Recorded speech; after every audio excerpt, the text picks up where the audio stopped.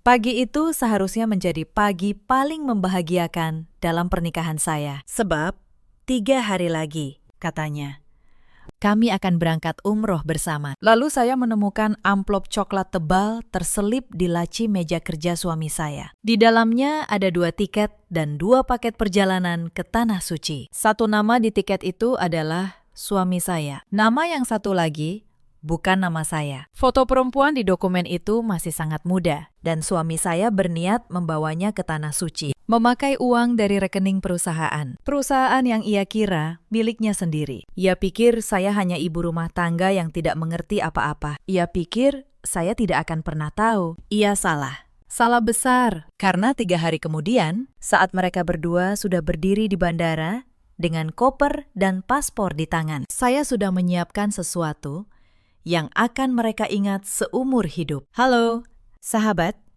Selamat datang kembali di kanal ini, tempat di mana setiap kisah membawa pelajaran, dan setiap pelajaran menyentuh hati yang mau mendengar. Jika cerita ini menyentuh hati Anda, luangkan waktu sejenak. Tekan tombol berlangganan, dan tuliskan dari kota mana Anda menonton. Semoga Allah selalu menjaga keluarga Anda dari pengkhianatan yang tak terlihat. Sekarang, izinkan saya mulai dari awal. Nama saya Maharani. Usia saya 36 tahun. Saya tinggal di sebuah rumah 2 lantai di kawasan Bintaro bersama suami saya, Galih, di mata semua orang. Saya hanyalah seorang istri biasa, ibu rumah tangga yang mengurus dapur, menjemur pakaian, dan menunggu suami pulang. Itu yang mereka lihat, itu yang mereka percaya. Tidak ada yang tahu bahwa setiap pagi sebelum matahari naik, saya membuka laptop di kamar kerja kecil saya, memeriksa neraca, membaca laporan arus kas,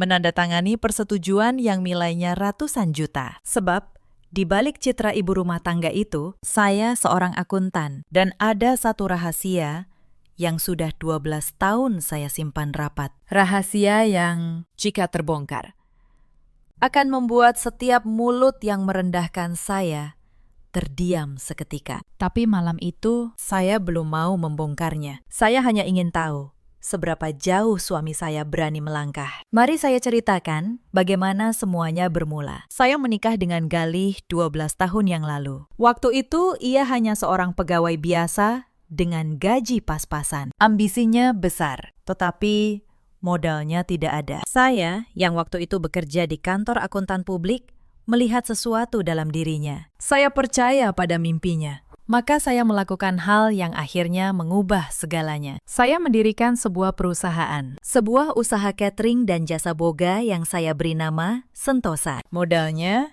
dari tabungan saya, dari warisan ayah saya, dan dari pinjaman yang saya tanggung sendiri. Saya menempatkan Galih sebagai direktur utama, wajahnya di depan, tanda tangannya di brosur, namanya yang disebut orang saat perusahaan itu tumbuh besar. Tetapi struktur kepemilikannya saya susun dengan tangan saya sendiri, dibantu sahabat lama saya yang seorang notaris. Itu sesuatu yang akan saya ceritakan nanti, pada waktunya. Tahun demi tahun, Sentosa berkembang. Dari dapur kecil menjadi perusahaan dengan puluhan karyawan. Galih menjadi orang yang dihormati. Disebut pengusaha sukses. Dipuji di mana-mana. Dan perlahan, ia mulai lupa. Lupa siapa yang menanam benih pertama. Lupa siapa yang menjaga akarnya tetap hidup di musim kering. Ia mulai memandang saya seperti orang asing di rumah sendiri. Ucapannya makin pendek. Pulangnya makin malam. Senyumnya yang dulu hanya untuk saya, kini saya tak tahu lagi untuk siapa. Saya memilih diam, sebab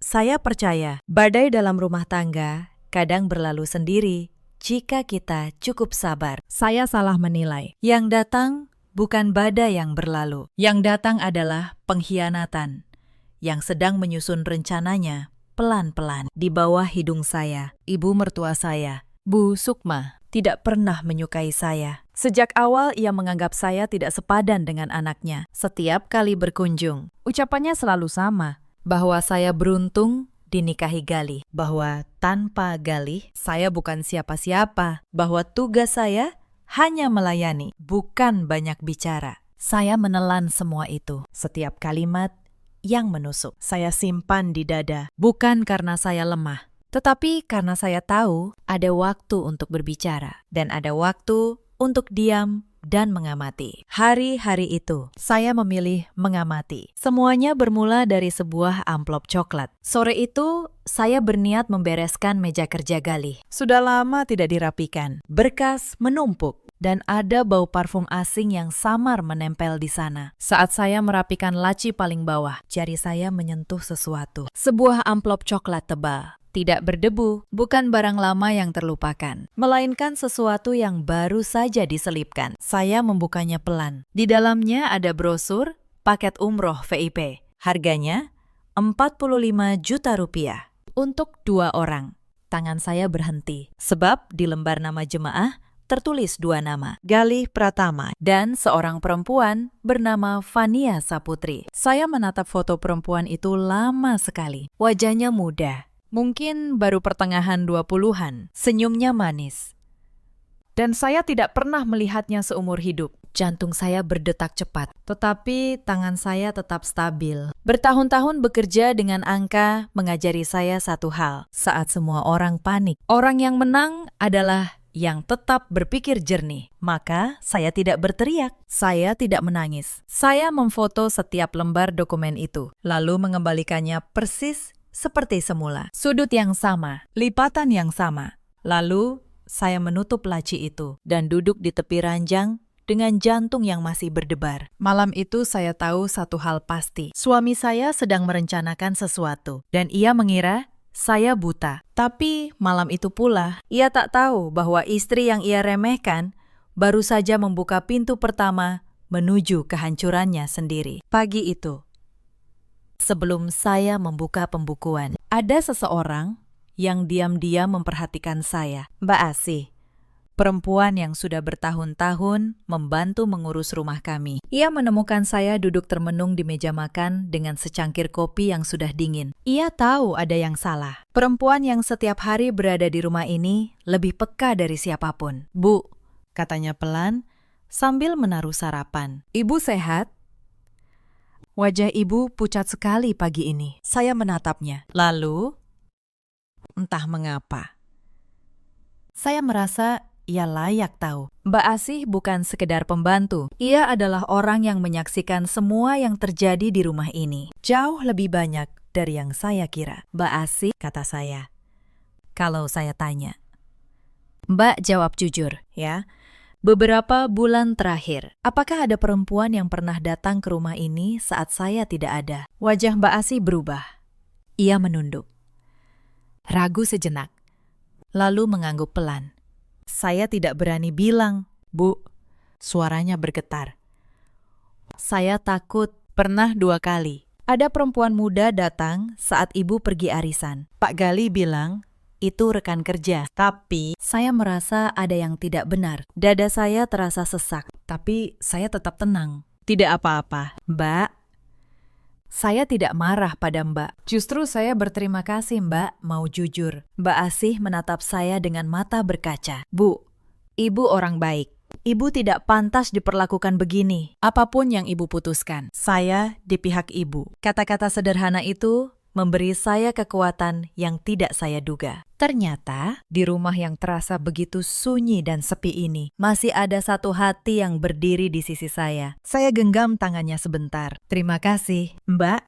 Sebentar lagi, semuanya akan berubah. Dan saya janji, Mbak akan tetap punya tempat. Setelah itu, saya bangkit dengan tekad yang makin keras. Saya bukan lagi sendirian. Pagi berikutnya, saya melakukan apa yang paling saya kuasai. Saya membuka pembukuan.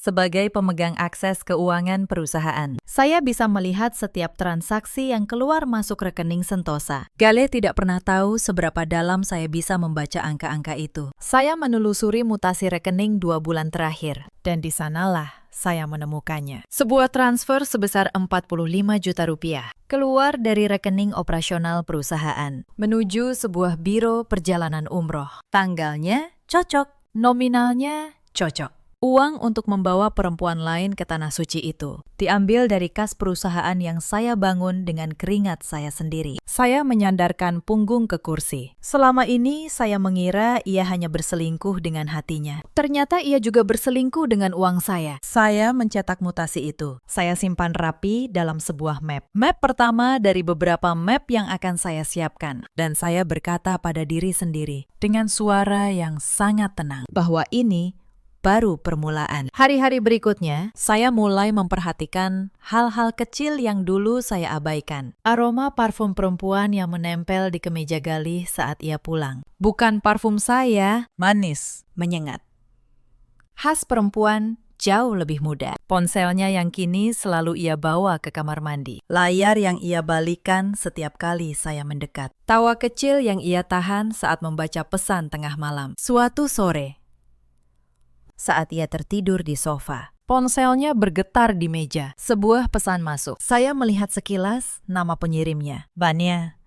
Pesan itu singkat. Perempuan itu menulis bahwa ia sudah tidak sabar menunggu hari keberangkatan. Dan ia menutup pesannya dengan doa. Semoga Allah segera mempersatukan mereka berdua. Saya membaca kalimat itu 2 kali. Dada saya terasa panas. Perempuan itu tahu Galih beristri. Ia tahu. Dan ia tetap berdoa untuk merebut suami orang. Seolah pengkhianatan bisa menjadi takdir suci. Saya meletakkan ponsel itu kembali, persis di tempatnya. Saya menatap wajah Galih yang tertidur pulas. Begitu tenang. Begitu yakin tak ada yang mengawasinya. Saat itu, saya sadar. Mereka tidak hanya mengkhianati saya. Mereka mengkhianati kepercayaan. Dan menyeret nama Tuhan ke dalam dosa mereka. Dan untuk itu, saya tidak akan diam. Malam itu, untuk pertama kalinya, Galih mengajak saya makan malam berdua di rumah. Ia memasang wajah manis yang sudah lama tidak saya lihat. Ia memuji masakan saya. Ia bahkan menuang air ke gelas saya, sesuatu yang sudah bertahun-tahun tidak ia lakukan. Saya tahu apa yang sedang ia mainkan. Ini bukan kasih sayang. Ini sandiwara seorang lelaki yang merasa bersalah dan sedang menutupinya dengan kebaikan palsu. Sayang, katanya pelan, sambil menyuap nasi. Minggu depan, aku harus berangkat ke luar kota. Proyek besar. Mungkin 10 hari. Saya tersenyum kecil. Proyek di mana? Mas, Malaysia. Jawabnya tanpa menatap mata saya. Klien penting. Aku berangkat pagi-pagi sekali, jadi jangan repot mengantar. Saya mengangguk pelan. Di dalam hati, saya mencatat satu kebohongan lagi. Bukan Malaysia, tanah suci, bukan klien. Perempuan bernama Vanya. Hati-hati ya, Mas, kata saya lembut. Semoga perjalananmu diberkahi. Ia tersenyum lega, mengira sandiwaranya berhasil. Ia tidak tahu, setiap kata bohongnya sedang saya kumpulkan satu persatu, menjadi bukti yang akan ia hadapi nanti. Wajah saya malam itu terlihat lelah. Tapi di balik kelelahan itu, ada ketenangan aneh yang bahkan mengejutkan diri saya sendiri. Akhir pekan itu, Bu Sukma datang berkunjung. Dan kedatangannya selalu membawa luka. Ia duduk di ruang tamu, memandangi rumah saya dengan tatapan menilai. Lalu, seperti biasa, mulutnya mulai bekerja. Rani, katanya. Kamu ini beruntung sekali. Coba pikir. Kalau bukan karena Galih, kamu mau jadi apa? Cuma ibu rumah tangga yang numpang hidup di rumah suami. Saya menuang teh untuknya tanpa menjawab. Tangan saya tenang, meski kata-katanya menusuk. Galih itu tulang punggung. Lanjutnya, dia yang banting tulang. Dia yang punya perusahaan besar. Kamu cuma duduk di rumah. Harusnya kamu lebih tahu diri, lebih melayani. Adik ipar saya, Dinda, yang ikut datang, menimpali sambil tersenyum sinis. Iya, Mbak. Kakak harus bersyukur.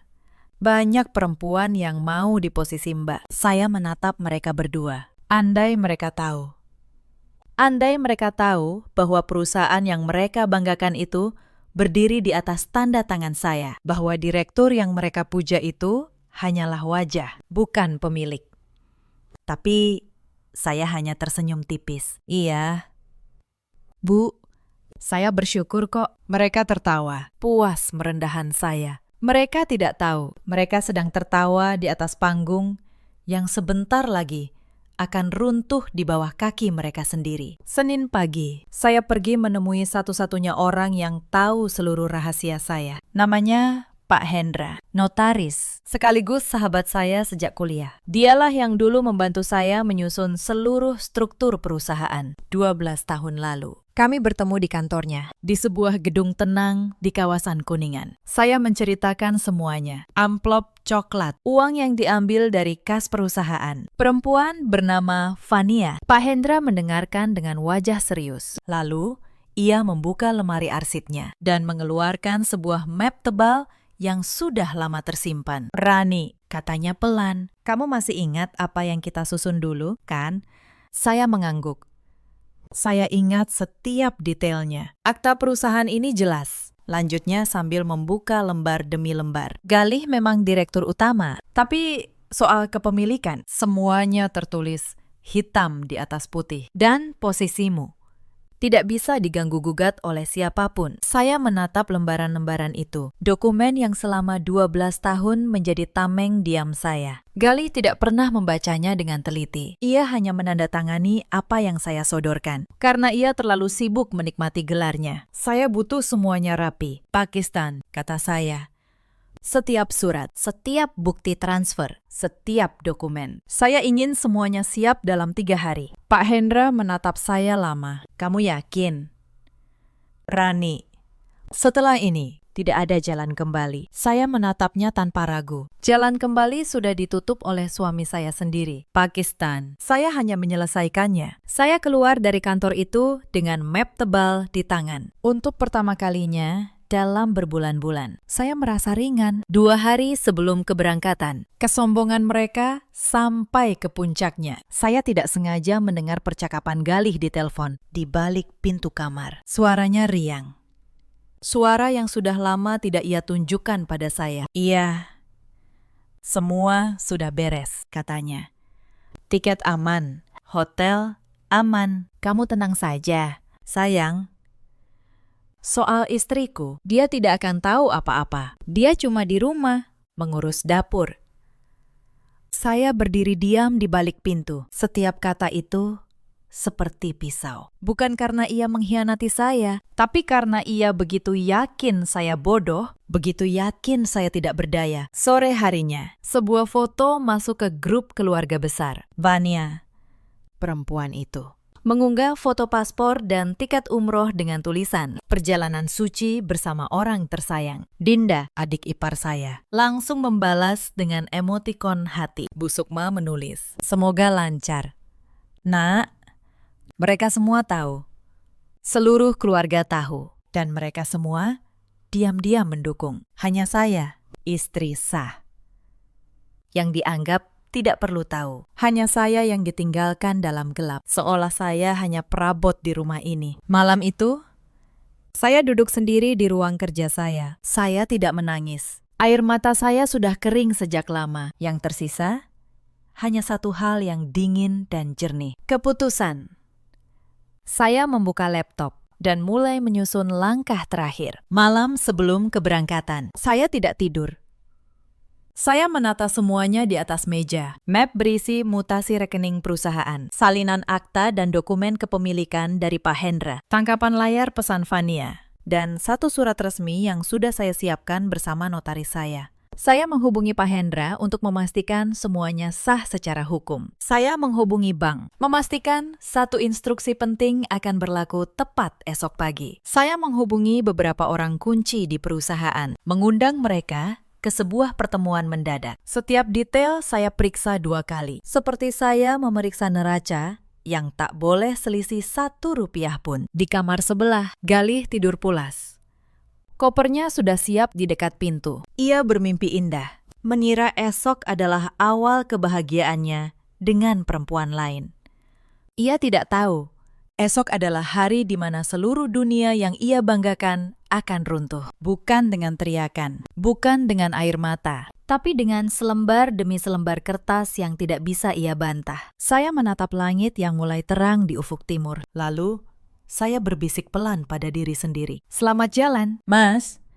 Tapi bukan ke tanah suci. Esok, kamu akan tahu siapa sebenarnya yang selama ini berdiri di belakangmu. Sehari sebelum keberangkatan, saya melakukan satu pemeriksaan terakhir yang membuat darah saya benar-benar mendidih. Saya membuka kembali seluruh catatan pengeluaran kartu perusahaan selama 4 bulan terakhir. Bukan hanya transfer umroh itu, saya ingin tahu seberapa dalam pengkhianatan ini menggerogoti perusahaan saya. Dan angka-angka itu bercerita dengan jujur. Ada tagihan restoran mahal yang tidak pernah saya nikmati. Ada pembelian tas dan perhiasan dari butik ternama yang jelas bukan untuk saya. Ada pembayaran kamar hotel di akhir pekan di kota yang sama tempat kami tinggal. Total semuanya, bila dijumlahkan, hampir 200 juta rupiah. 200 juta dari uang perusahaan mengalir ke perempuan lain selama berbulan-bulan tanpa saya sadari. Saya menatap layar laptop itu lama sekali. Bukan kesedihan yang saya rasakan saat itu,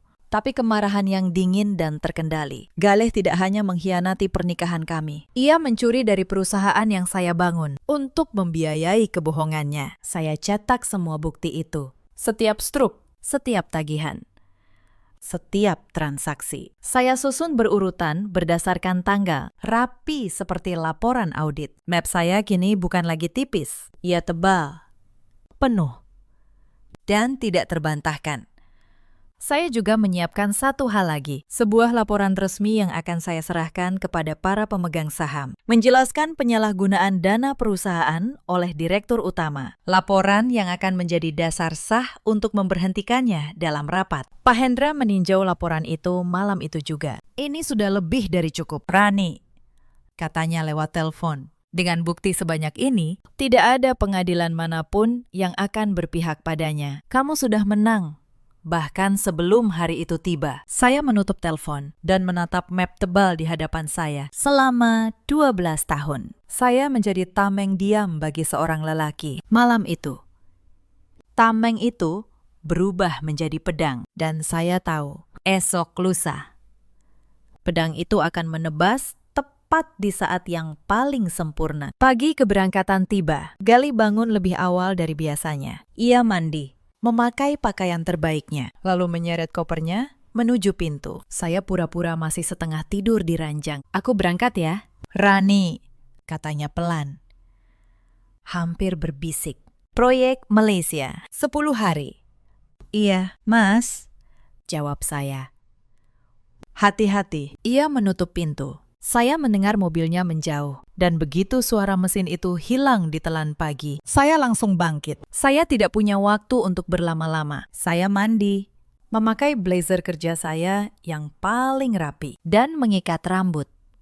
Untuk pertama kalinya dalam 12 tahun, saya akan keluar rumah bukan sebagai ibu rumah tangga, tapi sebagai diri saya yang sebenarnya. Saya mengambil map tebal di atas meja dan masuk ke mobil saya sendiri. Pak Hendra sudah menunggu di seberang telepon. Semua siap. Rani, katanya. Tim sudah di tempat. Bank sudah konfirmasi. Tinggal kamu yang memberi aba-aba. Saya menarik napas panjang. Berangkat sekarang. Pakistan. Tujuan pertama saya bukan kantor. Tujuan pertama saya adalah bandara. Saya tiba di terminal keberangkatan internasional 40 menit sebelum jadwal boarding mereka. Dari kejauhan, saya melihat mereka.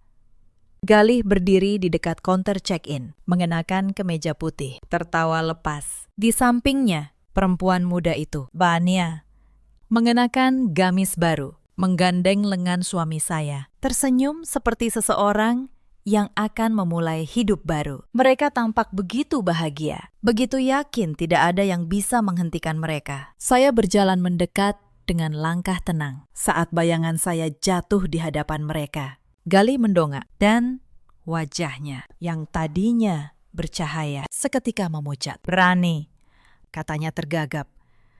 Kak, kamu ngapain di sini? Fania menoleh, bingung. Mas, ini siapa? Saya menatap perempuan itu, lalu saya menatap suami saya. Suara saya keluar tenang, tidak ada getar sama sekali. Saya istrinya, kata saya. Istri sah, yang katanya cuma di rumah mengurus dapur. Wajah Fania berubah.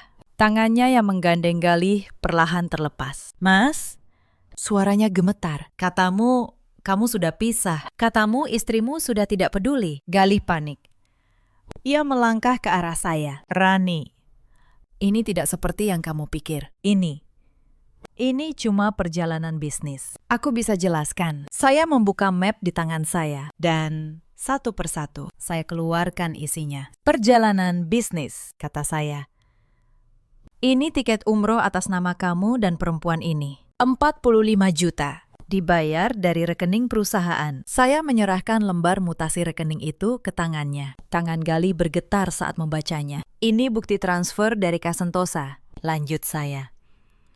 Uang perusahaan yang kamu pakai untuk membawa perempuan lain ke Tanah Suci. Kamu sebut itu bisnis. Beberapa orang di sekitar mulai memperhatikan. Galih menunduk.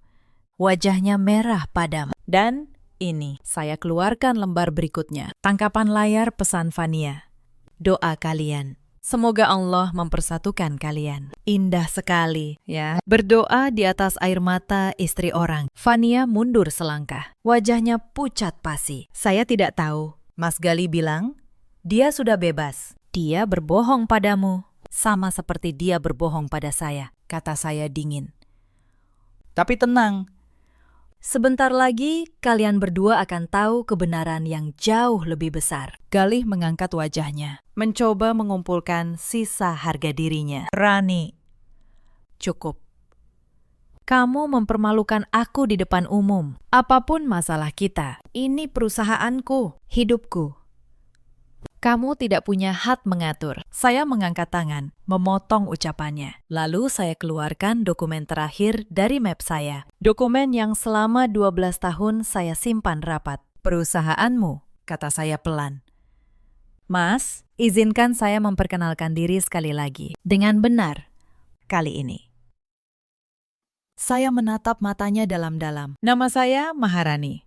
Pendiri sekaligus pemegang saham mayoritas CV Sentosa. Perusahaan yang kamu pimpin selama ini. Sahamnya 70% atas nama saya. Kamu hanya direktur yang saya angkat dan yang bisa saya berhentikan. Wajah Galih membeku. Mulutnya terbuka, tapi tidak ada suara yang keluar. Kamu pikir kamu pemilik segalanya? Lanjut saya.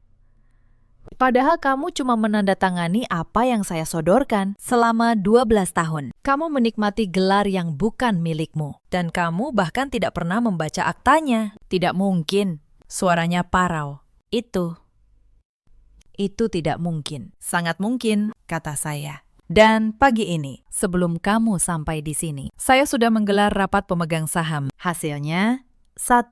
Kamu diberhentikan dari jabatan direktur utama. Efektif. Hari ini juga, saya menyerahkan surat resmi itu. Surat yang ditandatangani, distempel, dan disahkan notaris. Akses rekening perusahaan atas namamu sudah dibekukan sejak pukul 7 pagi. Kartu yang kamu pegang sekarang sudah tidak ada gunanya, termasuk yang kamu siapkan untuk bulan madu haram ini. Galih merogoh sakunya, mengeluarkan kartu. Tangannya gemetar hebat. Fania di sampingnya sudah mundur jauh, menjauhkan diri dari lelaki yang sebentar lagi tidak punya apa-apa. Rani, tolong. Suara Galih kini berubah memohon. Aku hilaf, aku salah. Jangan lakukan ini. Aku tidak punya apa-apa lagi kalau begini. Saya menatapnya untuk sesaat. Ada bagian kecil dalam diri saya yang teringat lelaki muda yang dulu saya cintai. Tapi bagian itu sudah lama mati, dibunuh oleh tangannya sendiri. Kamu punya satu hal, Mas, kata saya. Kamu punya tiketmu, pergilah. Tapi kamu pergi sendiri dengan namamu sendiri. Dan tanpa 1 rupiah pun uang saya. Saya berbalik, lalu saya berhenti dan menoleh sekali lagi. Oh, 1 lagi.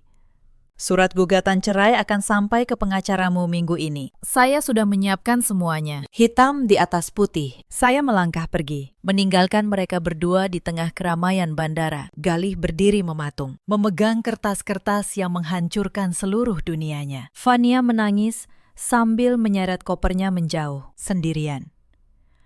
Mereka datang ke bandara untuk memulai perjalanan suci yang dibangun dari dosa. Mereka pulang dengan tangan kosong dan nama yang hancur. saat saya melangkah meninggalkan mereka. Sesuatu yang tak terduga terjadi. Galih, lelaki yang baru saja kehilangan segalanya, tiba-tiba berlari mengejar saya. "Rani, tunggu," teriaknya. Suaranya pecah. "Kamu tidak bisa melakukan ini. Aku suamimu. Apapun yang terjadi, kita masih menikah." Saya berhenti, lalu berbalik perlahan. Orang-orang di sekitar kami mulai berkerumun, menonton drama yang terjadi di tengah terminal. "Menikah," kata saya pelan. "Kamu masih berani menyebut kata itu sambil berdiri di samping perempuan yang kamu ajak ke tanah suci dengan uang saya." Galih terdiam. Bannya yang berdiri tak jauh sudah menangis terseduh sambil menutup wajahnya. "Aku akan berubah," kata Galih, hampir berlutut. "Aku akan kembali. Kita mulai dari awal lagi. Tolong, Rani, jangan hancurkan hidupku." Saya menatapnya lama. Lalu saya berkata dengan suara yang sangat tenang, hampir berbisik. "Hidupmu bukan saya yang hancurkan, Mas. Kamu yang menghancurkannya sendiri. Setiap kali kamu memilih dia di atas saya, setiap kali kamu mengambil uang perusahaan untuk membohongi saya hanya berhenti menutupinya. Saya melihat seorang ibu di kerumunan mengangguk-angguk. Seorang bapak bahkan bertepuk tangan pelan. Mereka tidak tahu seluruh ceritanya, tapi mereka tahu mana yang benar dan mana yang salah. "Pulanglah, Mas," kata saya akhirnya, "ke rumah ibumu. Itu satu-satunya tempat yang masih mau menerimamu sekarang." Lalu saya berbalik dan berjalan keluar dari terminal itu dengan kepala tegak. Di belakang saya, suara isak tangis dan permohonan Galih perlahan menghilang. Tertelan keramaian bandara. Saya tidak menoleh lagi, sebab di depan saya ada hidup baru yang sudah menunggu. Berita itu menyebar cepat ke seluruh keluarga. Sore harinya, Bu Sukma menelepon saya berkali-kali. Saat akhirnya saya angkat, suaranya sudah tidak setinggi biasanya. "Rani," katanya. Nadanya berubah. "Galih cerita semuanya. Tolong, Nak, pikirkan baik-baik. Itu perusahaan keluarga kita. Galih kan suamimu." "Bu," kata saya, tenang. "Selama 12 tahun. Ibu bilang saya cuma numpang hidup, cuma ibu rumah tangga yang tidak tahu diri. Sekarang ibu menyebutnya perusahaan keluarga." Hening di seberang telepon. "Perusahaan itu saya yang bangun, Bu, dari nol. Dengan uang saya, dengan keringat saya." Galih hanya memakai namanya. Dan dia membayar perselingkuhannya dengan uang itu. "Apa menurut ibu?" Saya masih harus diam. Bu Sukma tidak menjawab. Untuk pertama kalinya, perempuan yang selalu merendahkan saya itu kehilangan kata-kata. Dinda, adik ipar saya, mencoba menyerang saya di grup keluarga. Ia menulis bahwa saya kejam, bahwa saya tidak tahu memaafkan, bahwa saya menghancurkan kakaknya. Saya tidak membalas dengan kemarahan. Saya hanya mengunggah satu hal: salinan bukti transfer 45 juta dari kas perusahaan dan tangkapan layar doa Fania yang ingin dipersatukan dengan suami orang. Grup itu sunyi seketika. Tidak ada lagi yang membela, sebab kebenaran ketika hitam di atas putih. Tidak butuh banyak kata untuk bicara. Tapi izinkan saya mundur sejenak ke hari-hari sebelum bandara itu. Sebab kemenangan yang terlihat mudah di pagi itu sebenarnya disusun dari malam-malam panjang yang penuh perhitungan. Setelah saya menemukan amplop coklat itu, saya tidak langsung bertindak. Saya tahu, satu langkah yang gegabah bisa menghancurkan semua yang saya bangun. Jika saya berteriak terlalu cepat, Galih akan menyembunyikan jejaknya. Bukti akan hilang, dan saya akan jadi istri histeris yang tidak punya apa-apa di tangan. Maka, saya memilih cara yang berbeda. Cara seorang akuntan. Saya mulai mencatat. Setiap kali Galih pulang dengan aroma parfum asing, saya catat tanggalnya. Setiap kali ia berbohong soal lembur atau rapat, saya cocokkan dengan jadwal perusahaan yang saya pegang. Dan setiap kebohongan itu satu persatu runtuh saat dibandingkan dengan data. Ada satu malam ia bilang rapat dengan klien sampai larut. Tapi saya tahu tidak ada agenda rapat malam itu di kalender perusahaan. Ada malam lain Ia bilang keluar kota, padahal mobilnya terekam, masih berputar di dalam kota, lewat tagihan parkir yang masuk ke kartu perusahaan. Galih tidak pernah sadar bahwa setiap pengeluaran kartu perusahaan tercatat rapi di sistem yang saya awasi. Ia mengira kartu itu memberinya kebebasan, padahal kartu itu justru menjadi saksi paling jujur atas semua kebohongannya. Saya juga mulai memetakan struktur perusahaan dengan teliti bersama Pak Hendra. Kami pastikan tidak ada satu celah pun. Komposisi saham, susunan pengurus, kewenangan rekening. Semuanya kami periksa ulang. Saya ingin saat hari itu tiba, tidak ada satu kata pun yang bisa Galih bantah. Pekerjaan ini melelahkan. Banyak malam saya hampir menyerah. Banyak kali saya menatap foto pernikahan kami di dinding dan bertanya, apakah saya benar-benar harus melakukan ini? Tapi setiap kali keraguan datang, saya teringat senyum Galih di telepon. Saya teringat kalimatnya, istriku cuma di rumah, dia tidak akan tahu apa-apa. Dan keraguan itu pun menguap, berganti tekad yang makin keras. Saya bukan sedang membalas dendam. Saya sedang menegakkan keadilan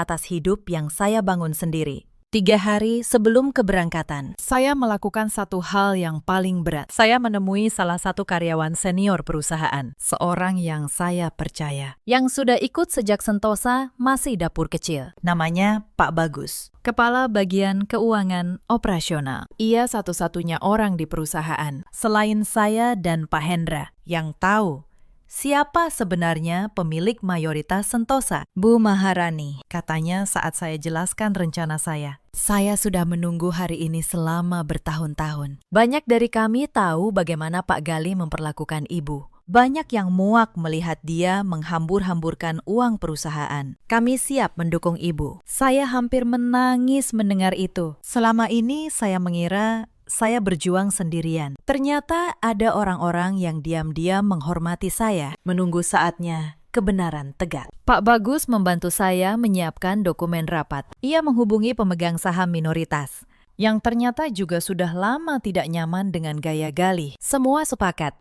Saat rapat digelar, suara untuk memberhentikan Galih nyaris bulat. Maka pagi itu, sebelum saya berangkat ke bandara, rapat pemegang saham sudah selesai dalam 30 menit. Cepat, bersih, dan sah secara hukum.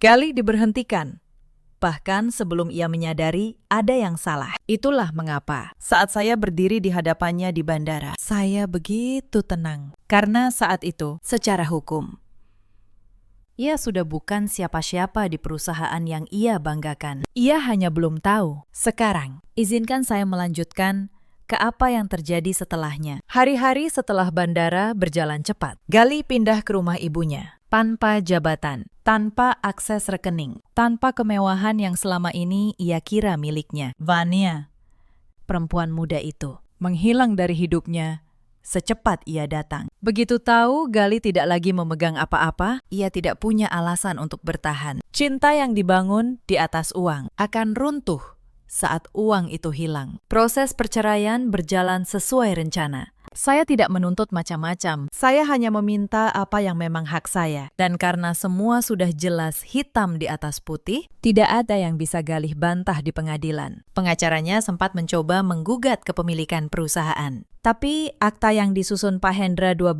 tahun lalu terlalu rapi. Setiap pasal, setiap tanda tangan, semuanya sah. Gugatan itu kandas sebelum sempat tumbuh. Bu Sukma datang ke rumah saya 1 kali, membawa wajah yang sudah tidak sombong lagi. Ia memohon agar saya menerima Galih kembali. Ia berkata bahwa anaknya menyesal, bahwa keluarga harus utuh. Saya mendengarkan dengan sabar, lalu saya berkata dengan suara yang lembut tapi tegas, "Bu, saya menghormati ibu sebagai orang tua, tapi rumah tangga ini sudah dihancurkan, bukan oleh saya. Saya hanya menolak tinggal di reruntuhannya." Bu Sukma menunduk.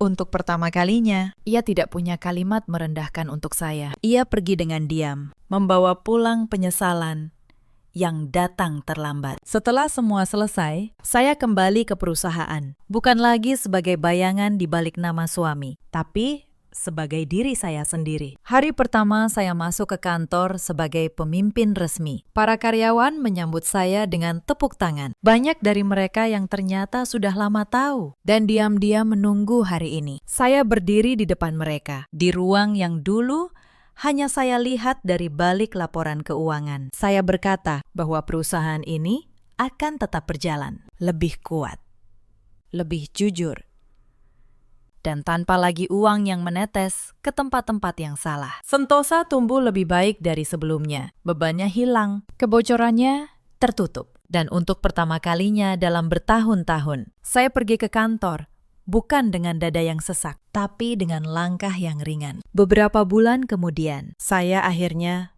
menunaikan umroh sendiri. Dengan nama saya sendiri, dengan uang halal, hasil kerja saya sendiri, di Tanah Suci. Saya tidak mendoakan kehancuran siapapun. Saya hanya bersyukur. Bersyukur karena diberi kekuatan untuk bertahan dan kejernihan untuk tidak menghancurkan diri sendiri dengan amarah. Perjalanan suci yang dulu hampir dicuri dari saya, akhirnya saya tempuh dengan hati yang bersih. Dan itu jauh lebih berharga daripada balas dendam manapun. Ada satu hal lagi yang ingin saya ceritakan. Sebab inilah yang paling sering ditanyakan orang kepada saya. Banyak yang bertanya, mengapa saya tidak langsung marah saat menemukan bukti pertama? Mengapa saya tahan begitu lama? Padahal hati saya hancur. Jawabannya sederhana. Karena kemarahan yang meledak terlalu cepat hanya akan melukai diri sendiri. Saya pernah melihat banyak perempuan saat dikhianati, langsung berteriak dan mengamuk. Hasilnya, mereka justru terlihat tidak waras. Dan suami mereka dengan mudah berkata bahwa istrinya tidak stabil. Saya tidak mau jatuh ke lubang itu. Saya tahu, dalam dunia tempat saya bekerja, yang menang bukan yang paling keras suaranya. Yang menang adalah yang paling siap buktinya. Maka setiap malam, saat dada saya sesak, saya alihkan rasa sakit itu menjadi pekerjaan. Setiap air mata yang ingin jatuh, saya ubah menjadi satu lembar dokumen baru. Saya mengubah luka menjadi persiapan. Ada satu malam yang tidak akan pernah saya lupakan. Malam saat Dinda, adik ipar saya, datang ke rumah dengan congkak. Ia berkata bahwa kakaknya pantas mendapat istri yang lebih baik, bahwa saya beruntung masih ditampung, bahwa kalau saya berani macam-macam, keluarga besar akan berdiri di belakang Galih. Saat itu, saya hampir tergoda untuk menjawab. Hampir saya katakan padanya bahwa rumah yang ia injak itu berdiri di atas uang saya, bahwa kakaknya yang ia banggakan itu hanya pegawai dengan gelar besar. Tapi saya menahan diri. Saya hanya tersenyum dan berkata, "Terima kasih nasihatnya, Dinda." Lalu, saya antar ia sampai pintu. Karena saya tahu, kata-kata terbaik bukan yang diucapkan saat marah. Kata-kata terbaik adalah bukti yang berbicara di waktu yang tepat. Dan waktu itu, saat itu, belum tiba.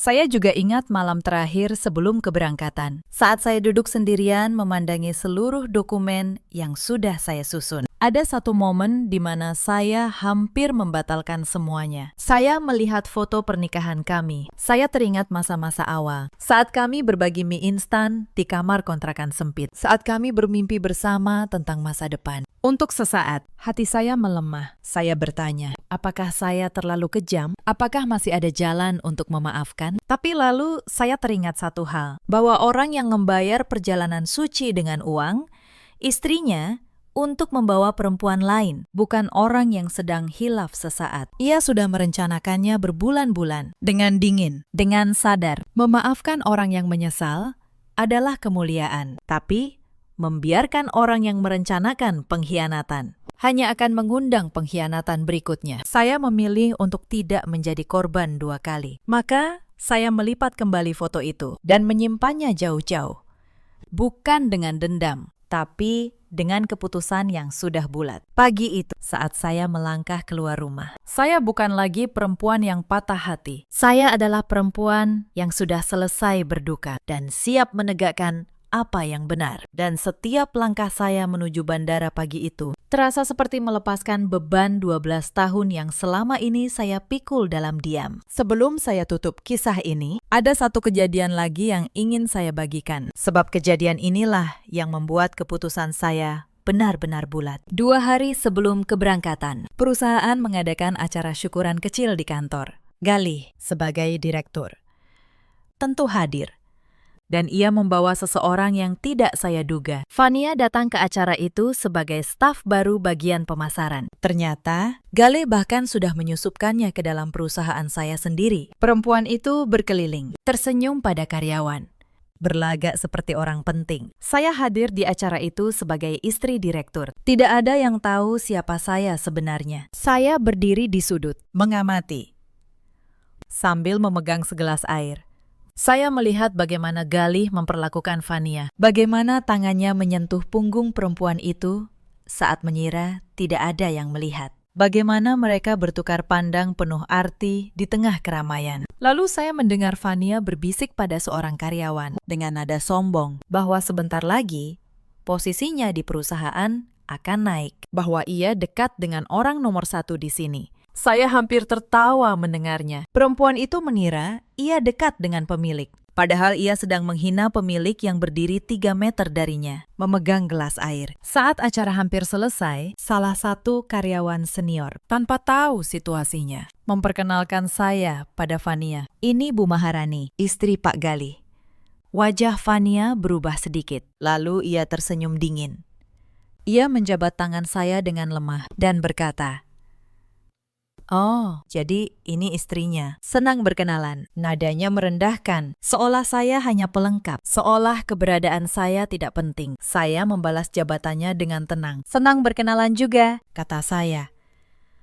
"Semoga betah bekerja di sini." Saya tersenyum saat mengucapkannya, karena saat itu saya sudah tahu dalam 2 hari perusahaan ini akan punya pemimpin yang sangat berbeda dari yang ia bayangkan. Dan ia, beserta lelaki yang ia banggakan, tidak akan punya tempat lagi di sini. Malam itu, saya pulang dengan hati yang dingin dan jernih. Tidak ada lagi keraguan, tidak ada lagi belas kasihan yang tersisa. Mereka sudah menginjak terlalu jauh di rumah yang saya bangun sendiri. Dan 2 hari kemudian, di bandara itu, semuanya berakhir persis seperti yang saya rencanakan. Sekarang, izinkan saya menutup kisah ini. Cerita ini mengajarkan satu hal yang ingin saya bagikan kepada Anda semua yang mendengarkan sampai akhir. Jangan pernah merendahkan seseorang hanya karena ia memilih diam. Diamnya seseorang bukan berarti ia bodoh, atau lemah, atau tidak tahu apa-apa. Kadang,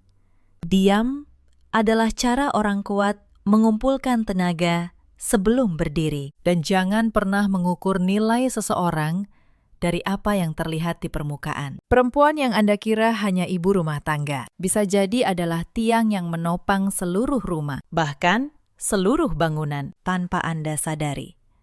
Di luar sana, ada banyak perempuan seperti saya dulu. Perempuan yang setia, yang berkorban dalam diam, yang dianggap tidak berarti oleh orang-orang yang justru hidup dari pengorbanannya. Jika Anda salah satunya, percayalah, kekuatan Anda jauh lebih besar dari yang orang lain kira. Ada juga banyak suami seperti Galih, lelaki yang lupa siapa yang menemaninya saat ia bukan siapa-siapa. Lelaki yang mengira kesuksesan adalah hasil tangannya sendiri, lalu membuangnya pada perempuan yang datang saat semua sudah jadi. Dan ada pula perempuan seperti Fania, yang tahu seseorang sudah beristri, tapi tetap melangkah, bahkan menyeret nama Tuhan ke dalam niat yang keruh. Mereka mengira sedang merebut kebahagiaan, padahal mereka hanya sedang mewarisi pengkhianatan yang sama, yang suatu hari akan menimpa mereka sendiri. Saya tidak membenci mereka lagi sekarang. Galih hidup dengan penyesalannya. Fania pergi dengan tangan kosong. Bu Sukma menua dengan rasa malu yang datang terlambat. Itu sudah cukup. Saya tidak perlu menambahkan apapun. Saya sendiri hari ini hidup dengan tenang. Perusahaan saya berjalan baik, hati saya sudah pulih, dan setiap pagi saya bangun bukan sebagai bayangan siapa-siapa, tapi sebagai diri saya sendiri yang utuh dalam hidup. Kita memang tidak selalu bisa memilih siapa yang mengkhianati kita, tapi kita selalu bisa memilih apakah akan hancur karenanya atau bangkit lebih kuat darinya. Saya memilih bangkit, dan saya harap siapapun Anda yang sedang mendengarkan ini, di tengah luka Anda sendiri, Anda juga memilih hal yang sama, sebab luka tidak pernah menentukan akhir cerita kita. Yang menentukan adalah apa yang kita lakukan setelahnya. Apakah kita membiarkannya menenggelamkan kita atau menjadikannya tangga untuk berdiri lebih tinggi dari sebelumnya? Saya pernah berada di titik terendah. Saya pernah merasa tidak berharga di rumah saya sendiri. Tapi saya belajar bahwa harga diri seseorang tidak ditentukan oleh bagaimana orang lain memperlakukannya, melainkan oleh bagaimana ia memperlakukan dirinya sendiri saat semua orang berpaling. Hari ini, saya berdiri tegak, bukan karena saya menang melawan seseorang, tapi karena saya menolak menyerah pada keadaan yang ingin membuat saya kecil. Jika kisah ini menyentuh hati Anda, ceritakan pengalaman Anda di kolom komentar. Mungkin cerita Anda akan menjadi kekuatan bagi orang lain yang sedang berjuang dalam diam. Terima kasih sudah menemani saya sampai akhir. Sampai jumpa di kisah berikutnya.